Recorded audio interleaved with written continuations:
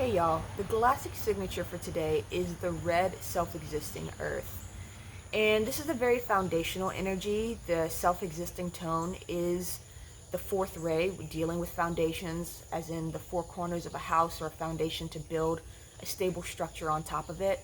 And red earth is about rooting down and connecting to the earth and really taking a sort of tangible, practical approach to manifesting by being in the present moment, by grounding in, and really using the present moment as a tool for spontaneity for us to be naturally guided along into alignment. And when we look at nature, when we look at the universe, when we look at even the seasons of the earth, there is a natural order, these natural cycles that take place that are effortless. They just happen.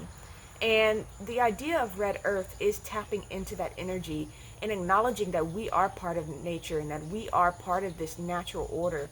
And that when we tap into the present moment, we are naturally guided. And it doesn't matter if we have blocks, it doesn't matter if we have limiting beliefs, because when we're in this natural flow of being in the present moment and showing up and being in our determined energy of moving forward in a natural way and manifesting from a place of alignment, we find ourselves unblocking naturally, and these limiting beliefs come up for us to address. And we can be in that trust, and we can be in that trust that we're always guided along, and it really doesn't matter how high the mountain is or how many challenges we have. When we're always in the present and we're not worrying about the past and we're not anxious about the future, we can really be in this beautiful simplicity that brings us into a natural order, a natural alignment that all of nature and all of the universe abides by.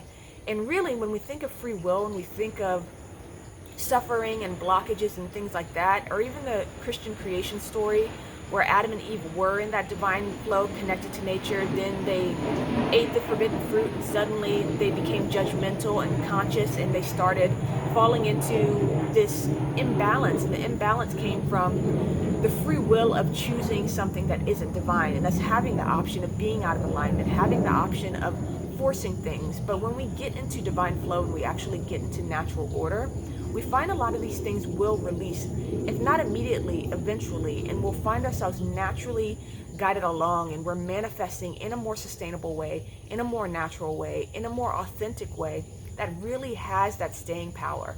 And we'll feel it. There's a vibrational element to that. So I don't know if I mentioned, the galactic signature for today is the red self-existing earth.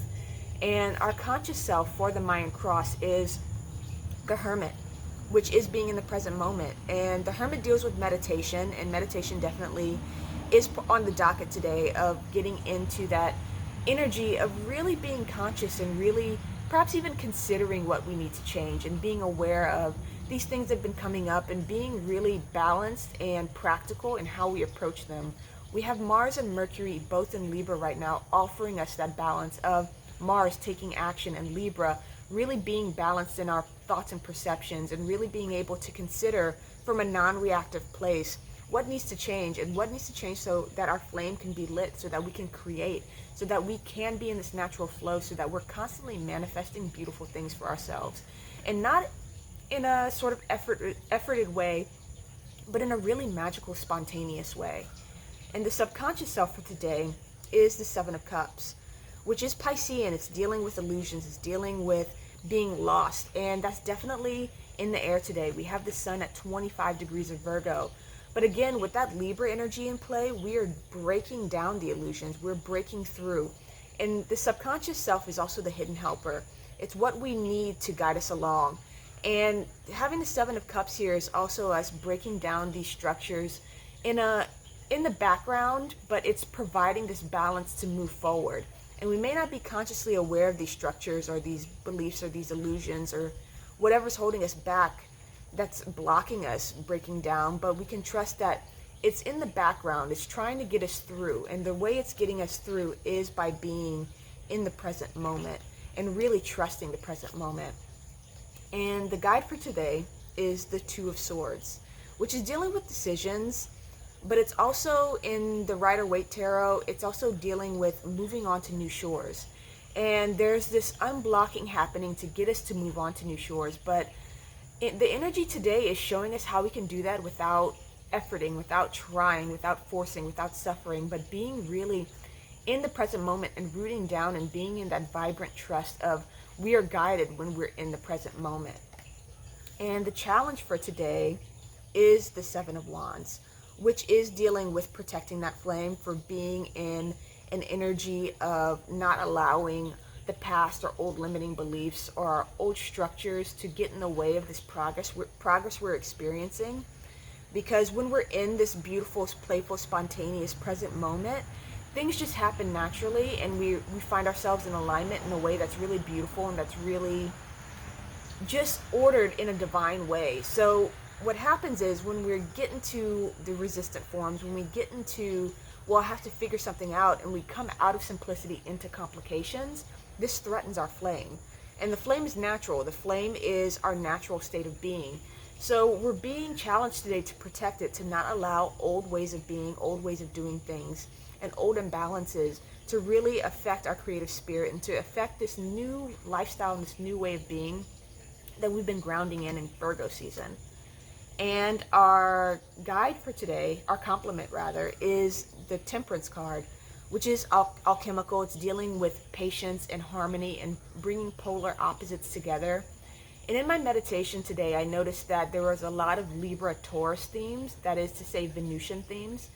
And in the Mayan tradition, they really honored Venus for its unified polarity, in the sense that it can go from being the morning star and transform into the evening star and be those two things and be in balance in that way. And again, Libra is balance. So there's this energy of alchemical forces trying to get us back into that balance by blending energies, by blending polarities, and bringing the divine masculine and divine feminine back into balance within ourselves and acting from that place.